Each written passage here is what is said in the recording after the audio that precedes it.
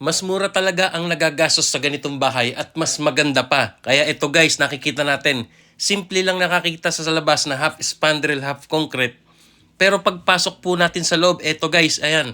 Napakaganda po ng finishing nito. At ito nga po, makikita natin ito in actual full video house tour. And take note guys, ibinahagi sa atin ni Foreman ang bawat detalye ng mga materialis na ito. Kaya iisa-isahin natin po ito.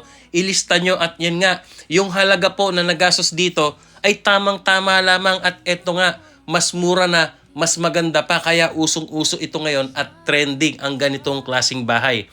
Kaya ito po ang ating topic at pag-uusapan ngayon, ang pinagawang bahay ni Ma'am Ellen Hingpit, na kung saan isa po siyang OFW na dating nasa Qatar at ngayon ay nasa USA na or Amerika.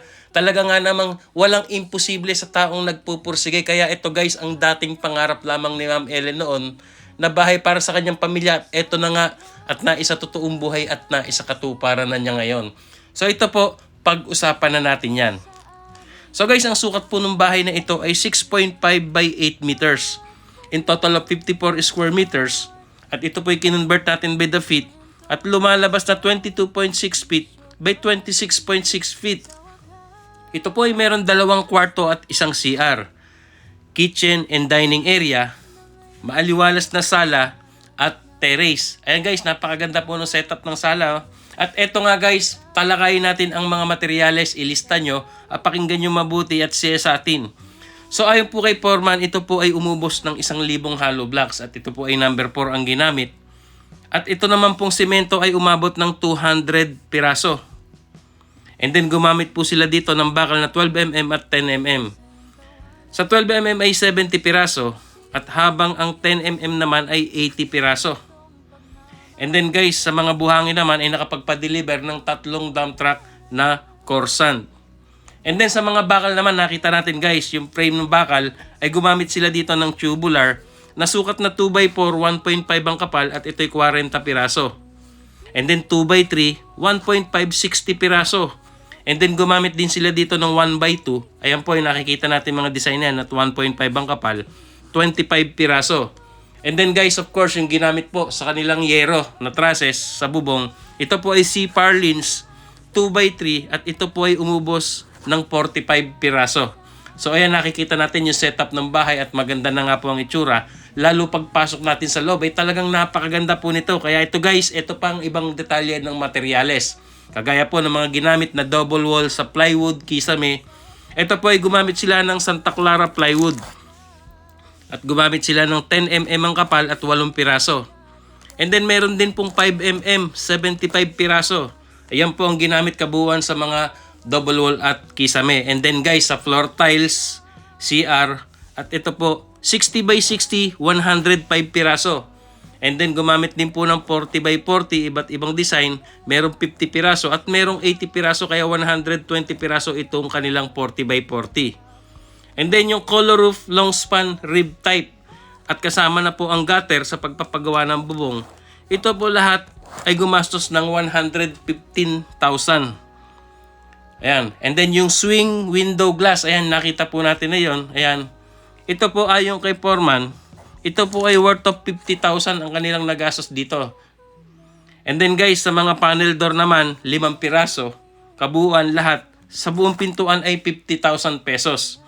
So yan po yung mga materyales na ating ibinahagi sa inyo na kung saan ito sinend sa atin ni Foreman para mailathala nyo rin. At eto nga guys, panoorin natin ang full video house tour nito at makikita natin na napakaganda na nga po sa labas at pagpasok po natin sa loob ay mas lalong napakaganda po nito at makukuhanan nyo ng basihan at idea ng interior design na pwede nyong ipagawa if ever na magpapagawa rin kayo ng inyong bahay. Kaya ito po siyasatin natin at panoorin mabuti.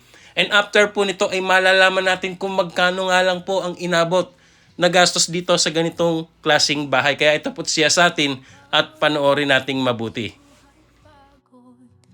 May pangarap na pilit tinatago sa ilalim ng buwan, taimtim ang dasalan na sana'y may bahay kaming matatawag. Lumipas ang taon, di bumitaw kahit gaano kahirap ang daan. Ngayon puso'y lumigaya, may tahanan ng uwian. Sa wakas, tahanan na para sa aming mahal na pamilya. Bawat pader, bawat dingding, may kwento ng sakripisyo at pag-ibig. Sa wakas, tahanan, pangarap na ngayon'y natupad na. Salamat sa Diyos, salamat sa buhay, may tahanan na tunay at payapa.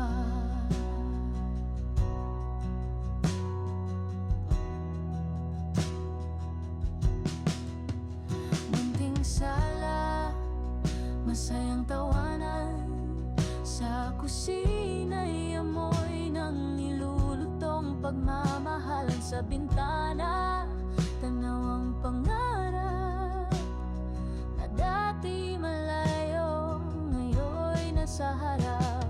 Hindi man palasyo ang anyo, ngunit dito buo ang pangarap ko.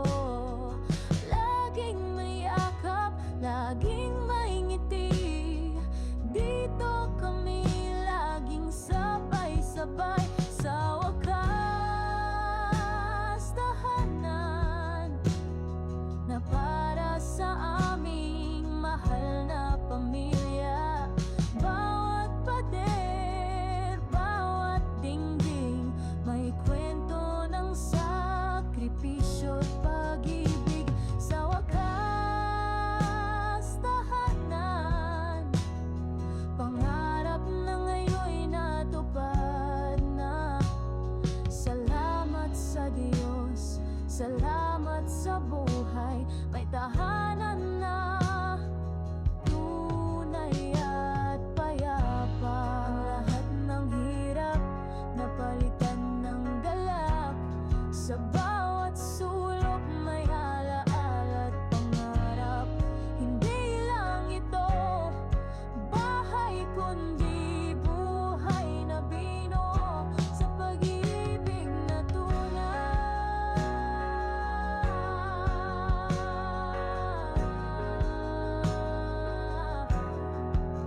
Sa wakas, tahanan, pangarap na ngayon'y natupad na.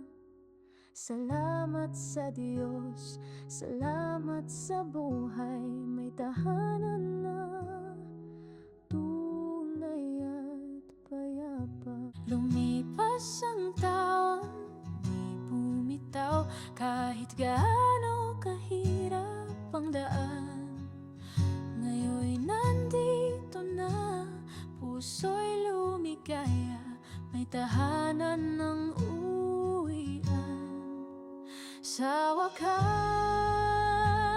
tahanan na para sa aming mahal na pamilya. Bawat pader, bawat dingding, may kwento ng sakripisyo at pag-ibig. Sa wakas, tahanan, pangarap na ngayon'y natupad na. Salamat sa Diyos, salamat sa buhay, may tahanan na tunay at payapa. So guys, ayun nga po't natunghayan natin kung gaano kaganda at kalinis ang pagkatrabaho ng bahay na ito, na kung saan ito po ay gawa sa half spandrel, half concrete. And then once again, congratulations po sa iyo, Ma'am Helen Hingpit, na kung saan ang dating pangarap niyo lamang na bahay noon, at ito na nga at naisakatuparan nyo na ngayon. So ito po, ayon kay Ma'am at kay Sir, na kung saan si Sir Raymond po ang foreman na gumawa nito. Ang nagastos na nga raw po dito, labor and material, sa ganitong sukat na 54 square meters na 2 bedroom at isang CR. Ito po ay umabot na ng 720,000 pesos.